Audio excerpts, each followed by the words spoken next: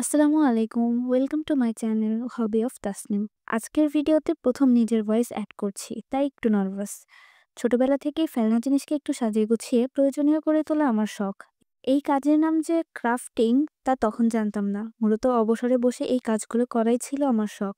যেমন আজকের ভিডিওতে এক টুকরো নারিকেলের খোলস ব্যবহার করে একটি ওয়াল হ্যাঙ্গিং বা রুম ডেকোর বানানোর চেষ্টা করেছি।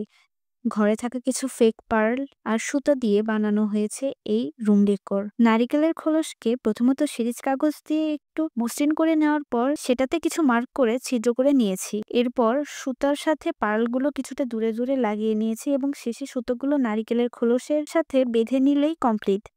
আসলে এই জিনিসটার নাম কি জানি না।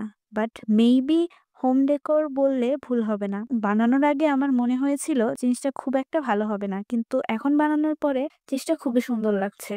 আজকের ভিডিও এই পর্যন্তই। Thanks for watching.